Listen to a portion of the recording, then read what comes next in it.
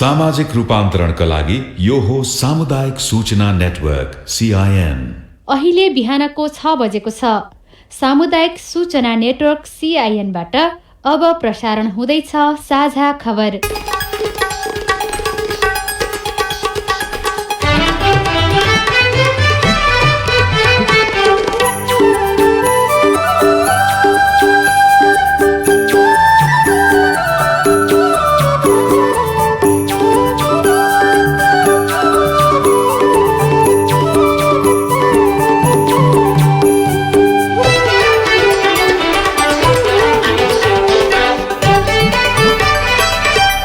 शुभ प्रभात। यो CIN को साझा खबर हो। गीता चिमोरियासँगै गोविन्द खड्काको तपाईंलाई स्वागत छ। सामुदायिक रेडियोबाट देशैभरि एकैसाथ प्रसारण भइरहेको साझा खबर CINखबर.com र मोबाइल एप CIN बाट पनि सुन्न सकिन्छ। आज 2077 साल साउन 18 गते आइतबार अगस्त 2 तारिक सन् 2020 नेपाल सम्वत 1140 श्रावण शुक्ल पक्षको चतुर्दशी तिथि।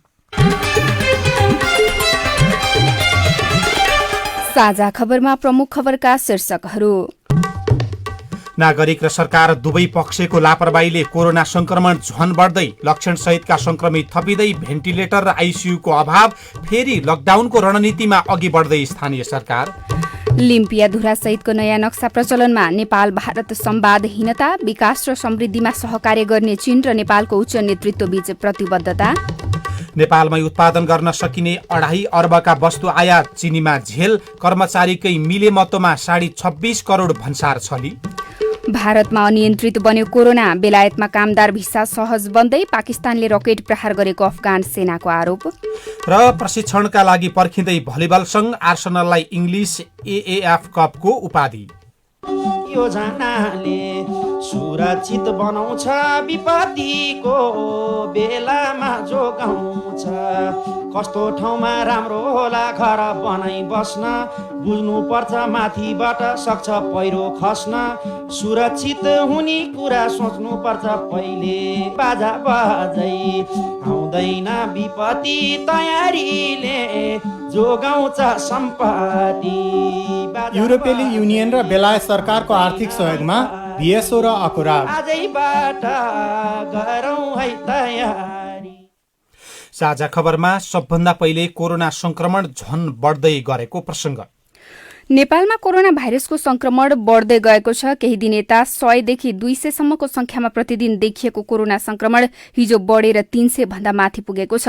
हिजो 315 जना संक्रमित थपिएका छन्। सतर्क नहुने प्रवृत्तिले संक्रमण झनझन बढ्न थालेको विज्ञहरूले बताएका छन्। स्वास्थ्य मन्त्रालयका प्रवक्ता डाक्टर जागेश्वर गौतमका अनुसार लकडाउन खोल्नुभन्दा अघि र पछिका 11 दिनको तुलना गर्दा संक्रमण 0.8% बढेको छ। लकडाउन खोल्नु अघिका 11 दिनमा 47,877 नमूनाको PCR परीक्षण गरिएकोमा 1,345 नमूना कोरोना पोजिटिभ देखिएको थियो। यो कुल संकलित नमूनामा 2.8% हो। वीरगञ्ज, कैलाली लगायत भारतसँग सीमा जोडिएका ठाउँमा संक्रमण बढेको पनि डाक्टर गौतमले बताउनु भएको छ। लकडाउन खुलेपछिको 11 दिनमा लकडाउन खोल्नु अघिको 11 दिनभन्दा बढी कोरोना संक्रमणको दर देखिएको पनि प्रवक्ता गौतमले बताउनु भयो। लकडाउन खोल्नुभन्दा अगाडिको 11 दिनमा जम्मा 47,877 PCR टेस्ट भएकोमा 1,345 जनाको पोजिटिभ आएको थियो। त्यो भनेको 2.8% थियो। र लकडाउन खुकुलो भइसकेपछिको 11 दिन भनेको श्रावण 7 गतेबाट 17 गतेसम्म जम्मा 58,174 PCR परीक्षण भएको छ र पोजिटिभको संख्या 2,092 छ र यो चाहिँ 3.6% हो। पछिल्ला केही दिन यता संक्रमितहरूमध्ये करिब 1/3 कुनै न कुनै प्रकारको लक्षण देखिएको पनि चिकित्सकहरूले बताएका छन्। पछिल्लो समय भारतबाट फर्कनेहरूको सीमा नाकामा कोरोना परीक्षण नगरिएको गुनासो आएको भन्दै मन्त्रालयले सम्बन्धित स्थानीय सरकारको ध्यानाकर्षण गराएको पनि प्रवक्ता गौतमले जानकारी दिनुभएको छ। स्थल मार्गबाट सीमा नाकामा आएका व्यक्तिहरूलाई उक्त नाका रहेका गाउँ अथवा नगरपालिकाले स्वाब संकलन गरी रिपोर्ट नआउन्जेल क्वारेन्टाइनमा राख्नु हुन अनुरोध छ। सीमा नाकामा भारतबाट आउने व्यक्तिहरूको स्याम्पल कलेक्सन पनि नगरिकन आफ्नो आफ्नो ठाउँमा पठाएको भन्ने सूचना प्राप्त भएको छ। यस्तो नगर्नु हुन अनुरोध छ। पछिल्लो 24 घण्टामा 93 जना कोरोना मुक्त भएका छन्। यो सँगै कोरोना संक्रमण निको हुनेको संख्या 14,492 पुगेको पनि मन्त्रालयले जानकारी दिएको छ। हालसम्म पीसीआर विधिबाट 3,82,490 जनाको परीक्षण गरिएको छ। काठमाडौँ उपत्यका सहित देशका विभिन्न ठाउँहरूमा कोरोना संक्रमितको संख्या बढेको मात्रै छैन, लक्षण सहितका संक्रमितहरू पनि थपिन थालेका छन्। अधिकांश संक्रमितहरूमा लक्षण देखिएपछि थप सावधानी अपनाउनु पर्ने देखिएको छ। उनीहरूलाई उपचार गर्न भेन्टिलेटर र आइसियूको अभाव देखिएको छ। भेन्टिलेटर र आइसियू नभएपछि उनीहरूलाई घरमै उपचार गर्नु परेको छ। कतिपय संक्रमितहरूलाई अप्ठ्यारो स्थिति देखा परेको छ। वीरगञ्जमा पनि कोरोना संक्रमितहरू अधिकांश लक्षण सहितका आउन थालेको गण्डक अस्पतालका चिकित्सक उदय नारायण सिंहले सीआईएनलाई बताउनुभयो। साउन 1 गतेदेखि नै तीव्र गतिमा लक्षण सहितका संक्रमितहरू फैलिएको अवस्था छ। प्रत्येक दिन जस्तो 100 देखि 400 सम्म परीक्षणहरू भइरहेका छ। प्रत्येक दिन जस्तो क्रमिक रूपमा वृद्धि हुने संख्या 8, 10, 17, 20 गर्दा गर्दै हिजो मात्रै 64 जना नयाँ संक्रमितहरू फेला पर्नु भएको छ। र विशेष गरी संक्रमितहरू पहिलाको भन्दा अहिले लक्षण सहितका संक्रमितहरू अहिले आइरहेका छन्, जसमा कतिपयमा कडा निमोनिया खाले पनि देखिरहेका छ र आइसियूमै चाहिँ राखेर उपचार गर्नुपर्ने अवस्था पनि छ। र अहिले पनि हाल हाम्रो निर्धारित 50 शय्याको अस्पतालमा हामीले 62 जनाको अहिले उपचार गरिरहेका छौँ। कोरोना संक्रमण बढ्न थालेपछि स्थानीय सरकारहरूले स्वइच्छाले लकडाउन गर्न थालेका छन्। थप कडाई गर्न थालिएको छ। पछिल्ला 5 दिनमा 67 जनामा कोरोना संक्रमण पुष्टि भएपछि विराटनगरमा परीक्षण पनि तीव्र पारिएको छ र लकडाउनलाई कडा बनाइएको छ। आजदेखि नेपालगञ्जमा पनि थप लकडाउन गरिँदैछ। बझाङको केदारसिंह गाउँपालिकामा पनि फेरि लकडाउन गरिएको छ। पालिकामा दिन प्रतिदिन कोरोना संक्रमितको संख्या बढ्न थालेपछि फेरि लकडाउन जारी राखेको गाउँपालिकाले जनाएको छ। इलामको सदरमुकाम स्थित सशस्त्र प्रहरी गण हेडक्वार्टरमा 17 जना प्रहरीमा कोरोना भाइरसको संक्रमण देखिएपछि प्रहरी गण नै सील गरिएको छ। त्यहाँ सतर्कता पनि अपनाइएको छ। कोरोना संक्रमितहरूलाई भने समुदायमा थप दुर्व्यवहार गर्दा उनीहरूलाई अप्ठ्यारो देखिएको छ। लक्षण नभएका सबै संक्रमितहरूको पीसीआर परीक्षण गरिँदैन, तर छिमेक र समुदायले संक्रमित छ भन्ने चाल पाएपछि घरबाट बाहिर निस्कन नदिने र दुर्व्यवहार गर्ने गरेको उनीहरूले बताउने गरेका छन्। तत्काल कोरोना संक्रमितहरूले परीक्षण गरेर मात्रै रिपोर्ट दिएर घर पठाउन आग्रह गरेका छन्। संविधान संशोधन भएर राजपत्रमा पनि प्रकाशित भइसकेपछि सरकारी कार्यालयले आफ्ना दस्तावेजमा लिम्पियाधुरा सहितको नयाँ नक्सा प्रचलनमा ल्याउन थालेका छन्। राजधानीका सबैजसो कार्यालयमा लेटर प्याड र छापामा नयाँ निशान छाप प्रचलनमा आइसकेको र प्रदेश, स्थानीय तह र वडा तहमा रहेका सरकारी कार्यालयले आफ्नो लेटर प्याड परिवर्तन गर्ने क्रम जारी रहेको गृह मन्त्रालयले जनाएको छ। संघीय सरकारदेखि प्रदेश सरकार हुँदै स्थानीय सरकारसम्मलाई नयाँ निशान छाप प्रयोग गर्नका लागि परिपत्र गरिसकिएको गृह मन्त्रालयको कार्यालय व्यवस्थापन तथा जिन्सी शाखा प्रमुख विष्णु पौडेलले सीआईएनसँग बताउनुभयो। प्रदेशहरूलाई हामीले प्रधानमन्त्री कार्यालयमा पठायौँ, प्रधानमन्त्री कार्यालय जाने भयो। स्थानीय तहलाई हामीले सङ्घीय मामिला तथा सामान्य प्रशासन मन्त्रालयमा पठायौँ। त्यसबाट त्यो मन्त्रालयले पुनः परिपत्र गरेर त्यहाँ पठाउँछ। अरू जस्तै बोर्ड, निकाय, प्रतिष्ठानहरू जे छन् नि विभागहरू मन्त्रालयले आफूमा आएका निकायहरूलाई त्यसरी पठाउने गरेर व्यवस्था मिलाएको। केन्द्रीय कार्यालयले सबभन्दा पहिला आफ्नो वेबसाइटमा र त्यसपछि क्रमशः सरकारी दस्तावेजमा नयाँ नक्सा प्रचलनमा ल्याउने क्रम शुरू गरेका हुन्। संघीय संसदका दुवै सदनबाट संविधान संशोधन पारित भई राष्ट्रपतिबाट प्रमाणीकरण भएपछि राजपत्रमा प्रकाशित भएर नयाँ नक्सा सहितको नेपालको निशान छाप प्रचलनमा आएको हो। राजनीतिक नेतृत्व बीच नेपाल भारत सीमाबारे लामो समयदेखि संवाद भने भएको छैन। नेपालले लिम्पियाधुरा, कालापानी, लिपुलेख समेटेर नक्सा जारी गरेको 2 महिना नागेको छ। भारतले त्यसमा वार्ता गर्न अनिच्छा देखाइरहेको छ। भारतले ती भूभाग नेपाललाई सुम्पिनीको सट्टा सडक संरचना लगायतमा थप विस्तार गर्दै गएको छ। त्यसमाथि आफ्नो भूमिमा नेपालीलाई जान रोक लगाउन भन्दै पत्रचार समेत गर्न थालेको छ। नेपालले आफ्नो भूमि वास्तविक रूपमा फिर्ता लिन जति सक्रियता देखाउनु पर्ने हो त्यो सक्रियता पनि देखिएको छैन। भारत पन्छिएको पन्छिए छ। नेपालका तर्फबाट पहल पुगेको छैन। वार्तामा बस्ने वातावरण बनेको छैन। नेपाल भारत संवादहीनताको अवस्थामा देखिएका छन्। नेपाल र चीनका उच्च नेतृत्वले दुई देशको मैत्रीपूर्ण सम्बन्ध रणनीतिक साझेदारीमा केन्द्रित रहेको प्रश्न पारेका छन्। दुई देशबीचको 65औं वर्षगाँठसँगै चीन नेपाल सम्बन्धले अझै धेरै लामो मित्रताको यात्रा तय गर्दै दुई देशको विकास र समृद्धिमा रणनीतिक साझेदार बनेर अगाडि बढ्ने विश्वास दुई उच्च नेतृत्वले व्यक्त गरेका हुन्। नेपाल र चीनबीच सन् 1955 अगस्त 1 मा कूटनीतिक सम्बन्ध स्थापना भएको थियो। परराष्ट्र मन्त्रालयले यस अवसरमा दुई देशबीच साटासाट भएका बधाई सन्देश समेट्दै नेपाल चीन कूटनीतिक सम्बन्धको 65औं वर्षगाँठलाई नेपालले विशेष रूपमा लिएको पनि जनाएको छ।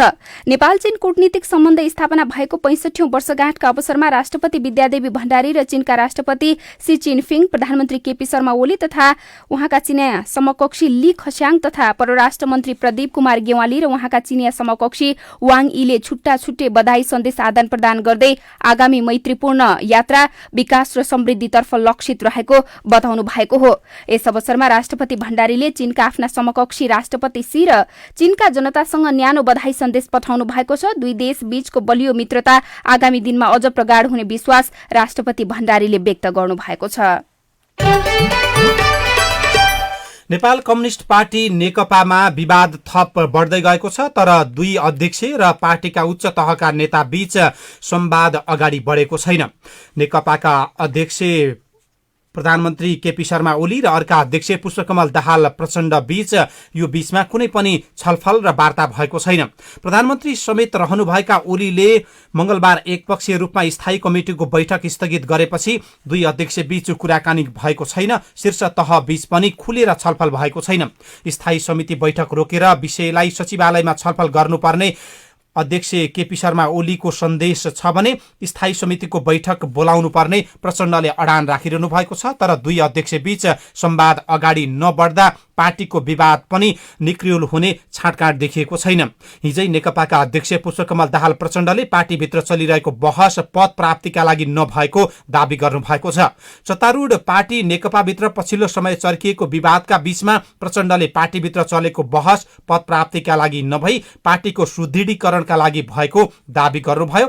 कम्युनिस्ट नेता तुलसीलाल अमात्याको 23औं स्मृति दिवसका अवसरमा हिजो ललितपुरमा भएको कार्यक्रममा उहाँले पार्टी थप छलफल गरेर अगाडि बढ्ने तयारीमा रहेको समेत बताउनु भएको थियो।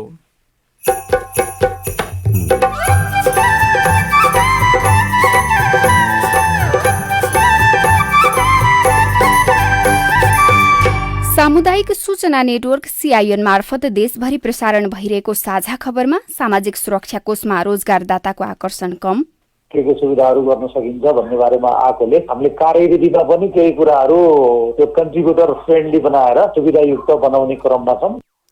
चिनीमा ठूलो झेल 26.5 करोड भन्सार कर्मचारीकै मिलेमतोमा छली राष्ट्रिय गौरवका आयोजनाको लागत बढेको बढै हरेक नेपालीको टाउकोमा 42,500 ऋण लगायतका खबर बाँकी छन्। सीआईएनको साझा खबर सुन्दै गर्नुहोला। कता हिँड्नुभयो? सर हस्पिटल जान लाग्यो सर। खै पर्ची हेरौँ त। यो त पुरानो हो त, झुक्क्याउनु खोज्ने? माफ पाऊँ सर, घरमा बस्दा बस्दा दिक्क भएर बिरामी नै परे जस्तो लाग्यो, त्यही भएर यसो घुम्न निस्किएको। कोरोनाको संक्रमण बढिरहेको बेलामा घुम्न हिँड्ने होइन, यस्तो बेलामा घरमै बस्ने, घरकै काम गर्ने, घर कोठाको सरसफाइ गर्ने, हो चित्र बनाउने, कविता लेख्ने, घरकै वरिपरि धेरै थोरै जग्गा जमिन भए फुलबारी बनाउने, तरकारी पनि लगाउने, परिवारसँगै बसेर गफगाफ गर्ने, खानपिनमा रमाउने। हो नि, योगा गर्ने, व्यायाम गर्ने, किताब पढ्ने, तर घर बाहिर ननिस्कने, सबै कुरा गर्दा कम्तीमा 1 मिटरको दूरी कायम गर्ने। भनेको आफू घरभित्र बस्ने, कोरोनालाई ढोकाभित्र छिर्ने नदिने। नेपाल सरकार स्वास्थ्य तथा जनसङ्ख्या मन्त्रालय, USAID तथा युनिसेफद्वारा जनहितमा जारी सन्देश। मुद्दाका पक्षहरूलाई उच्च अदालत पाटनमा उपस्थित हुने जरुरी सूचना। सर्वोच्च अदालतको 2077 जेठ 15 को आदेश र सरकारले हालै गरेको निर्णयको आधारमा बन्दाबन्दीका कारण अदालतमा उपस्थित हुन नसकी हद म्याद तारेख गुज्रन गएका काठमाडौँ उपत्यकाभित्र रहेका सेवाग्राहीको हकमा यही साउन 8 गतेदेखि बाटाको म्याद बाहेक 30 दिनभित्र र उपत्यका बाहिरका जिल्लाबाट यस अदालतमा आउनुपर्ने सेवाग्राहीहरूले भदौ 1 गतेदेखि बाटाको म्याद बाहेक 30 दिनभित्र उपस्थित हुन अनुरोध छ। थप जानकारीका लागि उच्च अदालत पाटनको टोल फ्री नम्बर 1189 मा सम्पर्क राख्न सक्नुहुनेछ। रजिस्ट्रार उच्च अदालत पाटन। सामाजिक रूपान्तरणका लागि यो हो सामुदायिक सूचना नेटवर्क CIN। तपाईँ अहिले देशभरिका सामुदायिक रेडियो CIN खबर.com र मोबाइल एप CIN-बाट एकसाथ साझा खबर सुनिरहनु भएको छ। अब पत्र पत्रिकाले छापेका खबर। राजधानी दैनिकले चिनीमा ठूलो झेल भएको खबर पहिलो पृष्ठमा छापेको छ। भन्सार कर्मचारीको मिलेमतोमा व्यापारीले 26.5 करोड रुपियाँ भन्दा बढी भन्सार छली गरेर अवैध रूपमा चिनी आयात गरेको पाइएको छ। व्यापारीले गत असार मसान्तदेखि 14 साउनसम्म 26 करोड 63 लाख 20 हजार रुपियाँ भन्सार छली गरेर अवैध रूपमा चिनी आयात गरेको पाइएको हो। क्रममा व्यापारीहरूले 1,02,000 मेट्रिक टन चिनी अवैध रूपमा आयात गरेका खबरमा भनिएको छ। 26.5 करोड भन्सार छली भएको छ। प्रधानमन्त्री कार्यालयमा उजुरी परेको छ। कृत्रिम अभावले उपभोक्ता भने मारमा परिरहेका छन्। पहिलो पृष्ठमै राष्ट्रिय गौरवका आयोजनाको लागत बढेको बढे शीर्षकको खबर पनि छापिएको छ। सरकारले विशेष प्राथमिकताका साथ अघि सारेको राष्ट्रिय गौरवका आयोजना निर्माणमा भएको ढिलाइले लागत भने 2 गुणा भन्दा बढीले बढ्दै गएको छ। राष्ट्रिय गौरवका ठूला आयोजना कार्यान्वयन र सञ्चालन गर्ने एकीकृत कानून तर्जुमा नभएको, आयोजना कार्यान्वयनको ढाँचा, विस्तृत सम्भाव्यता अध्ययन, विस्तृत परियोजना प्रतिवेदन, कुल लागत, समयावधि, जग्गा प्राप्तिमा ढिलाइ लगायतका कारणले लागत बढेको हो। यस्तै आधारभूत विषय तयार नभई राष्ट्रिय गौरवका आयोजनाका रूपमा वर्गीकरण गर्नु, कमजोर ठेक्का व्यवस्थापन, जग्गा प्राप्ति तथा रूख कटानमा समस्या देखिनु जस्ता कारणले पनि थालिएका आयोजना समयमै सम्पन्न हुन नसक्दा लागत बढेको महालेखा परीक्षकको कार्यालयले जनाएको छ। नागरिक दैनिकले स्वदेशमै उत्पादन गर्न सकिने 2.5 खर्बका वस्तु आयात भएको खबर पहिलो पृष्ठमा छापेको छ। पेट्रोलियम पदार्थ उद्योगका लागि चाहिने पाट पूर्जा नेपालमा उत्पादन गर्न कठिन छ। स्वदेशमा उत्पादन गर्न नसकिने वस्तु विदेशबाट आयात गर्नु स्वाभाविक हो, तर नेपाली भान्सामा विदेशमा फलेका तरकारी तथा खाद्यान्न पाकिरहेका छन्। हरेक दिन उपभोक्ताले बिहान बेलुका तरकारीमा प्रयोग गर्ने धनिया, जीरा लगायत मसला अर्जेन्टिना, रूस, नामिबिया, भारत, बुल्गेरिया लगायतका मुलुकबाट ल्याइन्छ। पाखोबारीमा फलाउन सकिने बेसार भारत, म्यानमार, चीन, जापान, पाकिस्तान, युनाइटेड अरब इमिरेट्सबाट ल्याएर प्रयोग गर्ने गरिएको छ। गत आर्थिक वर्षमा 65 करोड रुपियाँको बेसार विदेशबाट ल्याइएको छ। तरकारीका रूपमा प्रयोग हुने सोयाबिन अमेरिका, क्यानाडाबाट ल्याउने गरिन्छ। भान्सादेखि बिस्तारासम्म विदेशमा उत्पादित वस्तुको प्रयोग भइरहेको खबरमा उल्लेख छ। नयाँ पत्रिका दैनिकले काठमाडौँ महानगरपालिकाको व्यथिति भन्ने शीर्षकमा प्रमुख खबर छापेको छ। जनसङ्ख्या, आमदानी र बजेटका हिसाबले देशको सबैभन्दा ठूलो स्थानीय तह काठमाडौँ महानगरपालिकामा आर्थिक व्यथिति भयावह छ। आर्थिक वर्ष 2075-76 मा विनियोजित 12 अर्ब बजेटमध्ये महानगरले 6 अर्ब मात्रै खर्च गर्न सक्यो। त्यसमा पनि झण्डै 1.5 अर्ब बेरोजु देखिएको छ। जलपानमा 1.5 करोड खर्च भएको देखिन्छ। इन्धनमा 10 करोड खर्च देखिन्छ। गाडी मर्मतमा मात्रै 4 करोड सकिएको छ। सार्वजनिक निजी साझेदारी कार्यक्रममा 21 करोड बजेट थियो, त्यो खर्च शून्य छ। अग्नि नियन्त्रणमा सामग्री खरिदमा 15 लाख बजेट थियो, त्यो पनि शून्य भयो। महानगर अस्पताल निर्माणमा 10 लाख बजेट छुट्याइएको थियो, त्यो पनि 1 रुपियाँ खर्च भएन। व्यथितिमा महानगर शीर्षकमा छापिएको खबरमा महानगरपालिकाले भने खण्डन गरेको छ। नेपाल सरकारले ऋण दायित्व पाउने 13 खर्ब पुगेको छ। सरकारको असार मसान्तसम्म आन्तरिक ऋण 6 खर्ब 67 अर्ब रुपियाँ र बाह्य ऋण 6 खर्ब 14 अर्ब रुपियाँ पुगेको छ। त्यस हिसाबले हरेक नेपालीको टाउकोमा 42,500 ऋण देखिएको पत्रिकाले भित्री पृष्ठमा खबर छापेको छ। अन्नपूर्ण पोस्ट दैनिकले प्रहरीले भगाए तस्कर शीर्षकको खबर पहिलो पृष्ठमा छापेको छ। 15 किलो नक्कली सुन बरामद प्रकरणमा प्रहरीकै मिलेमतो देखिएको छ। 2 जवान सहित केही अभियुक्त पक्राउ परेका छन्। काठमाडौँ प्रहरी प्रमुख श्यामलाल गेवालीले घटनामा संलग्न अधिकांश अभियुक्तलाई नियन्त्रणमा लिइसकेको दावी गर्नुभएको छ, तर प्रहरीकै मिलेमतोमा तस्कर भगाइएको अनुसन्धानले देखेको छ। अन्नपूर्ण पोस्ट दैनिकको भित्री पृष्ठमा म बाँच्न चाहन्छु शीर्षकको खबर छापिएको छ। पाउदेखि कम्मरसम्म घाउने घाउ छ, घाउ पिलिएर सहिसक्नु छैन, उपचार गर्न मन छ तर खर्च छैन। यस्तै पीडाले छटपटाइरहेकी छन् 16 वर्षीय मन्जु कुमारी ठाकुर। लाउलाउ खाउँ खाउँ भन्ने उमेरमा मन्जु 3 वर्षदेखि ओछ्यानमै थला परेकी छिन्। उनी कसरी यो हालतमा पुगिन् त? घटना 3 वर्ष अघिको हो। जलेश्वर नगरपालिका 12 नैनीकी मन्जु 13 वर्षकी थिइन्। मामा घर गइन्, दीपावलीको उल्लास थियो। घर लिप्ने माटो लिन मामासँगै बाहिर गएकी थिइन्। माटो खन्दा खन्दै ढिस्को खस्यो र कम्मर मुनिको भाग पर्यो। मामासहित मन्जुलाई तानेर उद्धार गर्दा कम्मर खुस्किएको हो। त्यसपछि उनी ओछ्यान परेकी छिन्। उपचार गर्न खर्च छैन। अन्नपूर्णले भित्री पृष्ठमै बारेकोटमा भोकमरी भएको खबर छापिएको छ। जाजरकोट बारेकोट गाउँपालिका 4 का करे सार्कीले पेटभरि खान पाउनु भएको छैन। गत महिना पहिरोले घर पुरिएर विस्थापित उहाँलाई राम्रोसँग निन्द्रा पनि परेको छैन। घरमा अन्न नभएकोले 6 जनाको परिवार भोकमरीमा परेको छ। पहिरोबाट विस्थापित भएकाहरू भोकै रहेको खबर छापिएको छ। कान्तिपुर दैनिकले भित्री पृष्ठमा चेपाङ समुदायको अवस्थालाई चित्रण गर्दै एउटा ठूलो खबर छापेको छ।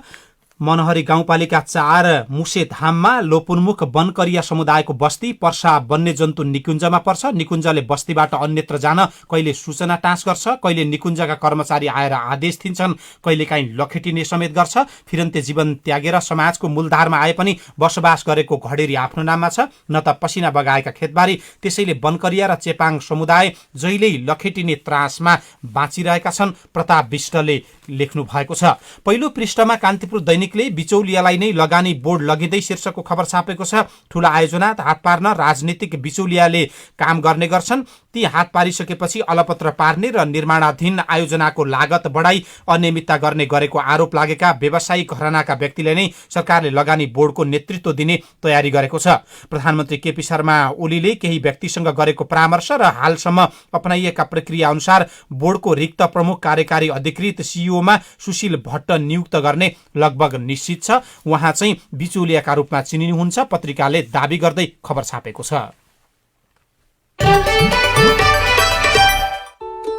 अब प्रस्तुत छ कोरोना क्याप्सुल।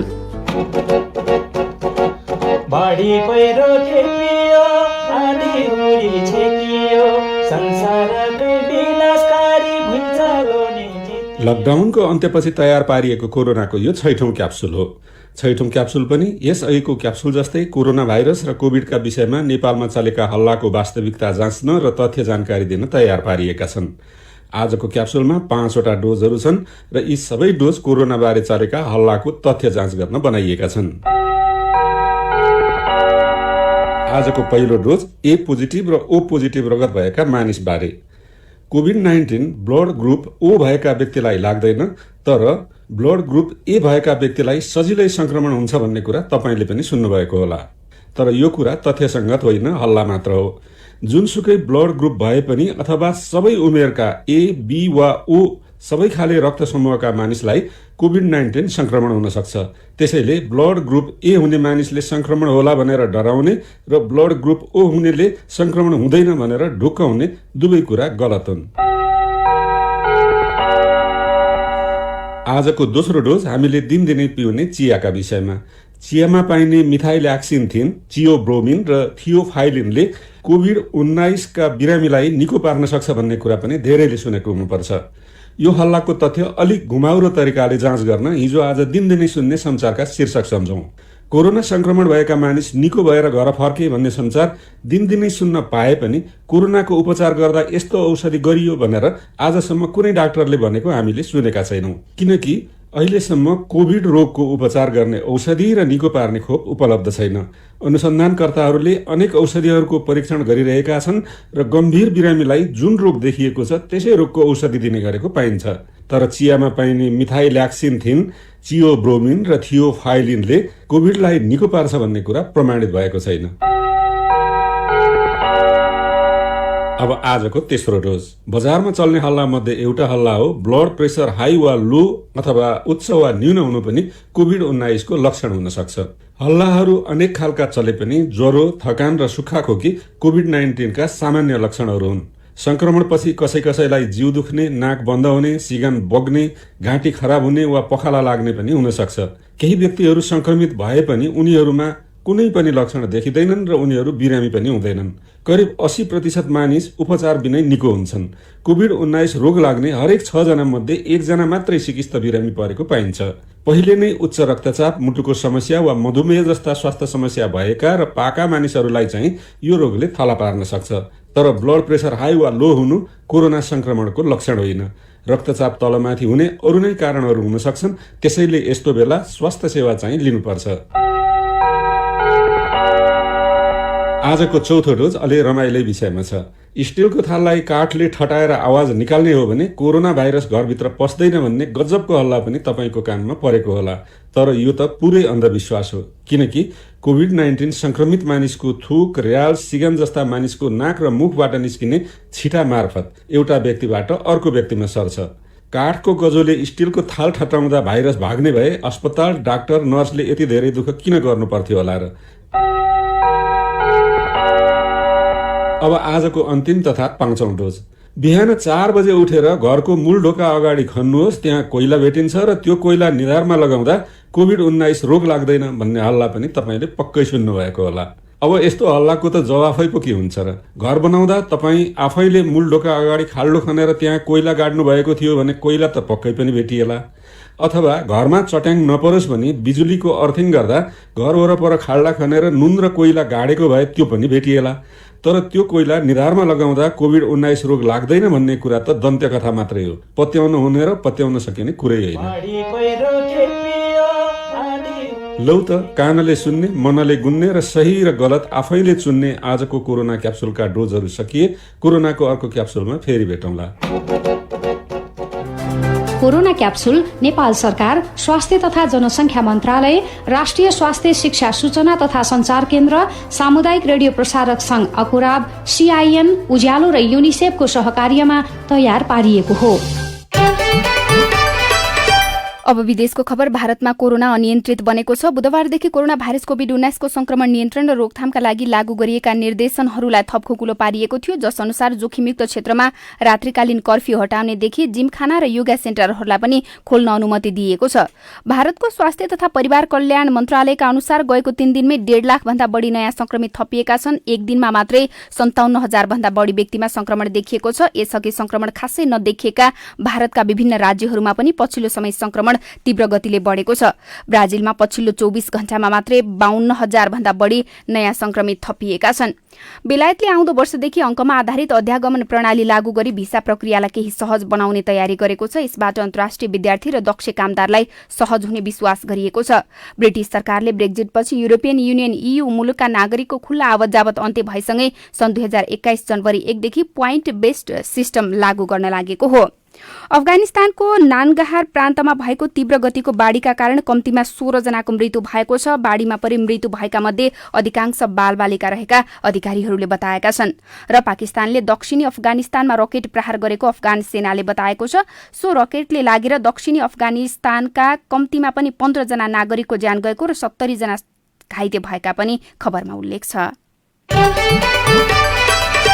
अब खेल खबर। नेपाल भलिबल संघले लकडाउन खुले पनि तत्काल राष्ट्रिय टोलीलाई प्रशिक्षणमा नबोलाउने भएको छ। सरकारले भदौ 1 बाट स्वास्थ्य निर्देशिका पालना गर्दै अभ्यास सुरु गर्न सकिने बताएका छन्। क्रिकेट र फुटबल भने अभ्यास गर्दैछन्। 8औं राष्ट्रिय खेलकुद प्रतियोगिताको आयोजनामा करोडौं अनियमितता भएको महालेखा परीक्षकको प्रतिवेदनले औँल्याएको छ र आर्सेनलले इङ्ग्लिस FA कप फुटबलको उपाधि जितेको छ।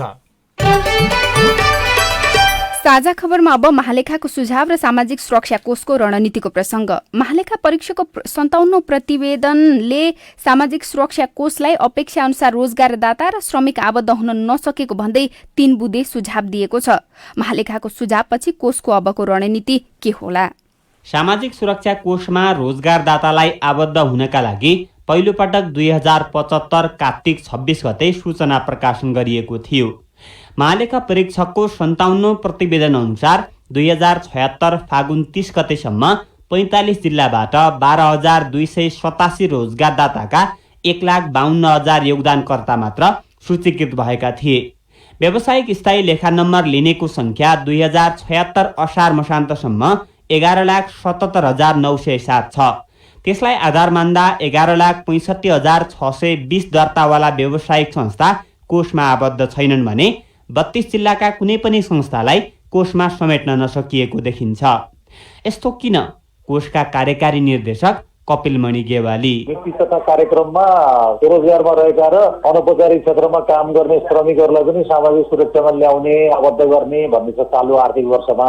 अनि त्यो अन्तर्गत हामीले त्यसको एउटा अध्ययन गरेर प्रतिवेदन पनि तयार भइसकेको छ, हामी बोर्डमा पेश गर्छौँ अब होइन। सुरक्षा योजना कार्यविधिको पनि दिमाङ्गीद्वारा मूल्याङ्कन भइसकेको छ।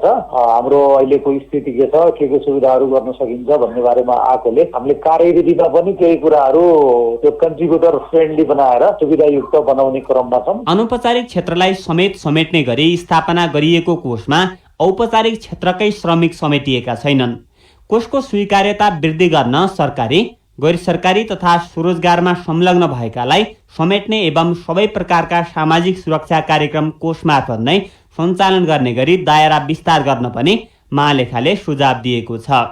यसबारे सामाजिक सुरक्षा कोष सञ्चालक समितिका सदस्य पुष्कर आचार्यको भनाइ छ, यो अब नयाँ स्तरको त्यो राष्ट्रिय स्तर कल्याणकारी कोष भन्ने छैन कानुनमा। खालि पुरानो रकमको हिनामिना नहोस्, त्यसलाई व्यवस्थित होस्, त्यसलाई ठिक ढङ्गले प्रयोग गर्न सकियोस्। र त्यो कल्याणकारी कोष त वर्कर्सकै पैसा हो, श्रमिक कल्याणको लागि हुने गर्नुपर्ने भएकोले त्यो चाहिँ यो सामाजिक सुरक्षा कोष मार्फत श्रमिक कल्याणकारी योजनामा लागू होस् भन्ने मान्यता राखेर गरेको हो। त्यसको केही नियम ऐन परिमार्जन गर्ने कुराहरू बाँकी त सरकारले गर्दै होला। सामाजिक सुरक्षा कोषको पछिल्लो तथ्याङ्क अनुसार कोषमा 12,517 रोजगारदाता सूचीकरण भएका छन् भने 1,69,260 श्रमिकले योगदान गर्न थालेका छन्। कोषमा 1,64,00,00,000 योगदान भइसक्दा 287 जनाले सेवा लिन थालेका छन्। केशव भुल, CIN, काठमाडौँ। यो रिपोर्टसँगै हामी साझा खबरको अन्त्यमा आइपुगेका छौं। सामुदायिक रेडियो प्रसारक संघद्वारा सञ्चालित CIN को बिहान 6 बजेको साझा खबर सक्नु अघि मुख्य खबर फेरि एकपटक। नागरिक र सरकार दुवै पक्षको लापरवाहीले कोरोना संक्रमण झन बढ्दै, लक्षण सहितका संक्रमण थपिँदै, भेन्टिलेटर र ICU को भने अभाव, फेरि लकडाउनको रणनीतिमा स्थानीय सरकार। लिम्पिया धुरा सहितको नयाँ नक्सा प्रचलनमा, नेपाल भारत संवादहीनता, विकास र समृद्धिमा सहकार्य गर्ने चीन र नेपालको उच्च नेतृत्व बीच प्रतिबद्धता। नेपालमै उत्पादन गर्न सकिने 2.5 अर्बका वस्तु विदेशबाट आयात, चिनीमा झेल, कर्मचारीकै मिलेमतोमा करोडौं भन्सार छली। भारतमा अनियन्त्रित बन्यो कोरोना, बेलायतमा कामदार भिसा सहज बन्दै, पाकिस्तानले रकेट प्रहार गरेको अफगान सेनाको आरोप। र प्रशिक्षणका लागि पर्खिँदै भलिबलका खेलाडी। साझा खबरको अन्त्यमा पालो आएको छ कार्टुनको। नयाँ पत्रिका दैनिकको अनलाइन संस्करणबाट यो कार्टुन लिएका छौं र यो कार्टुन आज नयाँ पत्रिकासँगै कुनै पनि पत्र पत्रिकाहरूले छापेका छैनन्, त्यसकारण हामीले राजधानी दैनिकबाटै कार्टुन लिएका छौं। रवि मिश्रले बनाएको कार्टुनको सट्टा उत्तम नेपालले बनाएको कुरीकुरी शीर्षकको कार्टुन। यो कार्टुनमा नेकपाभित्रको विवादको प्रसङ्गलाई व्यङ्ग्य गर्न खोजिएको छ। प्रचण्ड जस्तै देखिने व्यक्ति टेलिफोनमा कुराकानी गरिरहनु भएको छ। पछाडिपट्टि माधव कुमार नेपाल, झलनाथ खनाल जस्तै देखिने शीर्ष तहका नेताहरू उभिएका छन्। टेलिफोनमा कतै भनेको जस्तो देखिन्छ, प्रधानमन्त्रीसँगको कुरा हो जस्तो छ। तल चाहिँ यस्तो लेखेको छ, तपाईँ अझै राजीनामा नदिने, हान्दिउँ, हमला गरिदिउँ, वाक हमला, सिंहदरबार हमला। हवस् त प्राविधिक साथी सुनिल राज भारतलाई धन्यवाद। अहिलेलाई गोविन्द खड्का र गीताची मोरिया बिदा भयौं। तपाईँको आजको दिन शुभ होस्। नमस्कार। यसपछि देशभरिका सामुदायिक रेडियोबाट कार्यक्रम जीवन रक्षा प्रसारण हुनेछ, सुन्ने प्रयास गर्नुहोला।